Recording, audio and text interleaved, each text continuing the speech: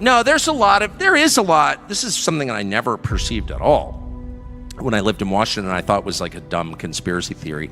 Even though I worked in the kind of crypto entertainment business, I know a lot of people in the entertainment business, of course, because I worked in television, and I know a lot of people at the intel agencies and in politics, because that's what I did. And you would hear people once in a while say, well, they're all controlled. You know, there are files on that person. And I was like, oh, you sound like a freaking wacko. What are you going to say, like fluoride in the water is bad? But that's actually true.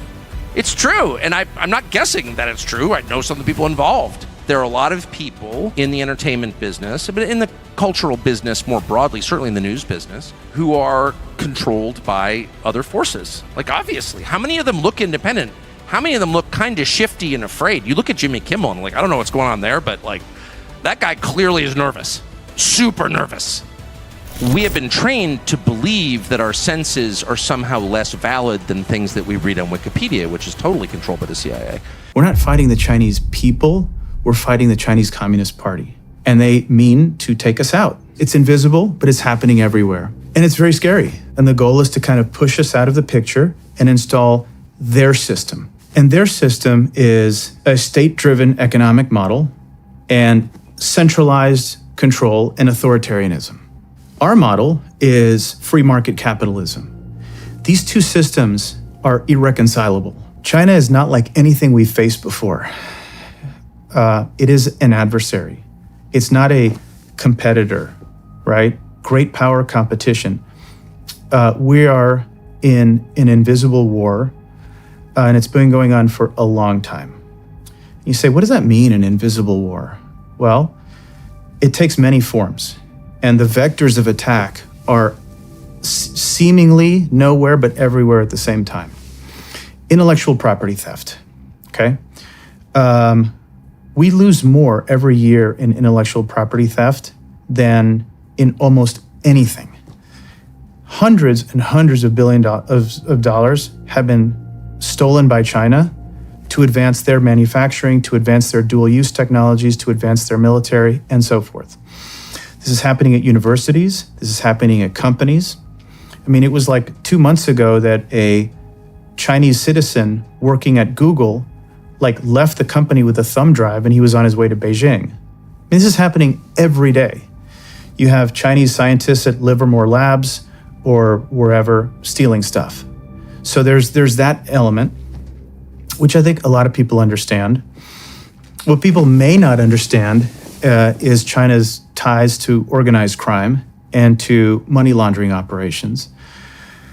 The Chinese at this point have as much, if not more, power than the cartels because they are the money bags behind everything. We lose, 100,000 people to fentanyl every year? Mm-hmm. In World War II, we lost, 400,000 people? We're losing a quarter of the people we lost in World War II every year. And by the way, all the APIs, all the precursors to fentanyl come from one place. They come from China. And it's hard for me to understand if the Chinese Communist Party is in control of pretty much everything, and they are, it's hard for me to fathom that they wouldn't be willingly trying to poison the United States. Mm-hmm. It's deliberate. Mm-hmm. So there's that. We have across the world, the United States being thwarted by the likes of Iran, Hezbollah, Hamas, certainly Russia, in this hemisphere, Venezuela, and a lot of it goes back to China. There is a new axis that's developing, and China is the economic might behind all of this. And so we're seeing it play out in lots of different places, and it wouldn't surprise me if it's coordinated. It seems to me like they have us at pretty much every angle, which scares the hell out of me. I mean... Remember Daryl Morley? I don't. He was the GM for a big basketball team. I want to say the Mavs. And it'll come back to me. I'm getting a brain fog moment. But he tweeted something in support of the Hong Kong pro-democracy protesters.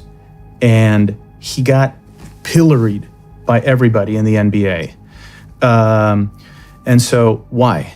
because the NBA makes a ton of money broadcasting in China, and the Chinese picked up the phone and said, this guy's got to go. There are only something like 40 American movies that are screened in China every year, and so Hollywood falls over itself to appease China to make sure that the movie can hit the Chinese censorship apparatus. So everything is compromised. Universities make money when people pay full tuition, and you've got 300,000 Chinese kids in America largely paying full tuition. So the universities are like, I'm not going to talk about China. Think tanks. A think tank will be encouraged by China to write a puff piece or a neutral piece on a given topic, like what China's doing in Africa. Okay, and China will say, "Hey, here's a few million bucks. There's more to come. We want to see what the outcome is." The think tank will write a piece, like a big Washington think tank, which will get picked up by the New York Times, will get picked up by the Washington Post, and the next thing you know, China is a benevolent actor in Africa. Wait, how did that happen? If you were to dissect it, how did it happen? And so, again, the vectors, it's invisible, but it's happening everywhere. And it's very scary. And they have a goal, and the goal is to kind of push us out of the picture and install their system. And their system is a state-driven economic model and centralized control and authoritarianism. Our model is freedom of the individual, autonomy, and free market capitalism. These two systems are irreconcilable, okay? So this is what we're fighting. So it's more than just a country. It's what we're fighting is an ideology. We're not fighting the Chinese people, we're fighting the Chinese Communist Party. And they mean to take us out. And they have said, we will take Taiwan, we will be the powerhouse in robotics and AI and synthetic biology and semiconductors. This is what we're gonna do. And we'll leave a few crumbs to everybody else as long as they toe the line. And America's just kind of in our way at this point. And I don't understand how our policymakers don't see this with clarity. We have a vast preponderance of our electricity transformers, especially the large ones, that are Chinese. Mm-hmm. It wouldn't surprise me if those Chinese transformers had a back door and they could be turned off. There's a lot to unpack there. Mm-hmm. There's an element that we can discuss that relates to national security. There's an element that relates to power generation. There's another element that relates to transmission and distribution. I'll begin with the national security stuff. We have a vast preponderance of our electricity transformers, especially the large ones, that are Chinese. Mm-hmm. Okay? It wouldn't surprise me if those Chinese transformers had a back door and they could be turned off. We don't even check them. That is super dangerous. And I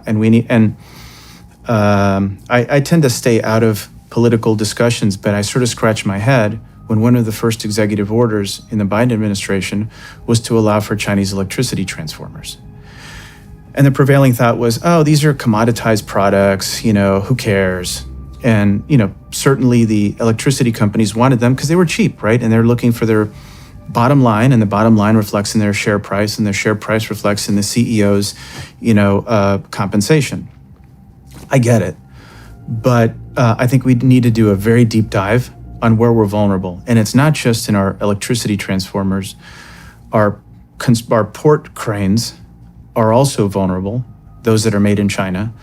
And there are a lot of other vulnerabilities that we haven't even thought about. The water Our supply. Water supply, sanitation. And so, like the Colonial Pipeline, that was just, that was the appetizer for other things that could happen. And so there's a national security threat. We need to fix that. But we'll table that for a second. On the power generation side, we are endowed with some of the best energy resources in the world. We have oil, we have natural gas, and a lot of it. We have all the minerals that we need to make, electricity lines, but we just don't have the will to. We were a net energy exporter, several years ago, and now I don't know where we are, but the trend line isn't what it used to be.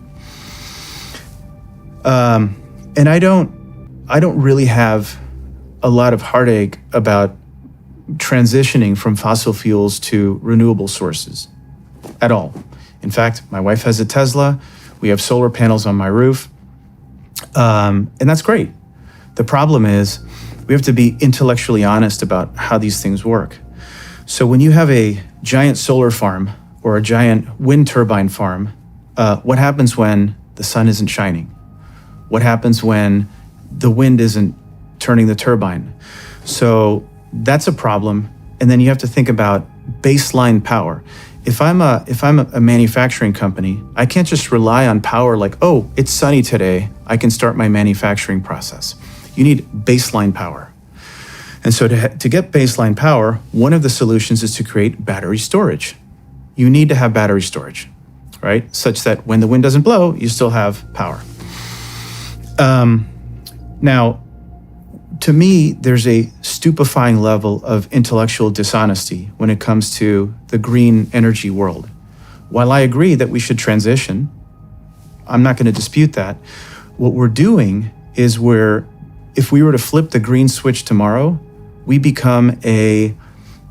China the ability to become the OPEC cartel of one. In other words, China produces the vast preponderance of our solar panels. 90% of the photovoltaic material that goes into a solar panel is made by ethnic minorities in China in slave factories. These minorities are called the Uyghurs. They're not ethnically Chinese. And the Chinese are putting them in labor camps for making solar panels. So do we believe in human rights or do we believe in climate change? Hopefully it's both. And then there's the issue of battery storage. Who makes the batteries? 70% of the refined lithium for lithium-ion batteries comes from China. 100% of the cobalt pretty much comes from Africa, where like 7-year-olds are in mines digging stuff up, which is awful. It all gets refined in China. The rare earth magnets for wind turbines are all made in China, and the list goes on. And by the way, to make a solar panel, what are you doing? China is burning coal from coal-fired power plants, and they're building 2 new coal-fired plants a month. Wow. To run electricity, to make a solar panel where they use, silicon tetrafluoride and hydrofluoric acid to make a solar panel that gets exported to the developed world, and we're like, oh, we're so good. Well, wait a second. What are we doing? And so I think we need to reshore a lot of that manufacturing activity to the United States, such that as we make this transition from fossil fuels into something else, which, by the way, should include nuclear, we do it intelligently. And we're not beholden to one supplier of everything. That's super dangerous. Where do they get the lithium from? So lithium is produced in one of two ways. There are hard rock deposits. The deposit is called spodumene. Then they sort of mash it up and turn it into a powder and then run a chemistry experiment and separate all the things out of it. Typically, that's done in places like Australia. In South America, they have what are known as salar deposits. So think of the Great Salt Lake in Utah. Now imagine that going on, that's 100 times bigger in places like Bolivia. Bolivia has a salt flat called Uyuni that sits, you can see it from space. It's like this white dot in the middle of the country. It's reputed to have 50% of the world's lithium. And so the way 50%? Yeah. And so the way you process that is underneath the crust, you have salmuera. I don't know how you say that in English. Like a salty, mushy water And you basically drill, stick a straw in there, pull out the liquid, and then you bake it in the sun until it turns into a powder, and then it becomes a chemistry experiment. You separate the magnesium from the lithium and stuff. The Chinese are basically taking all of that and refining it in China. How many lithium deposits do they have control of throughout the world? Do you have any idea? It's not a question of the controlling the lithium deposit. If they are the buyer of all the lithium, they don't need to control the deposit, although they do have some. Don't get me wrong, they have lithium deposits around the world. But let's assume if you're a random mining company and your only buyer is China, and China sets the price, you're a price taker. So they can control you without having to actually control the mine. Okay. I hope I'm wrong here, but it is my understanding that China's investing in all these countries. Well, Afghanistan's one with, from what I understand, very rich lithium supply. And copper.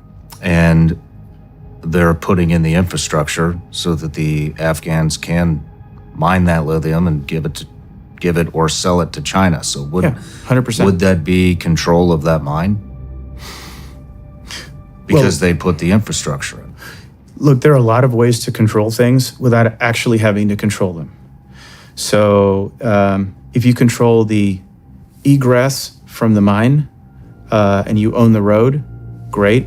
If you've bought out the government of a given country, that's, check. And if you are the buyer of everything that country produces, do you not control the country?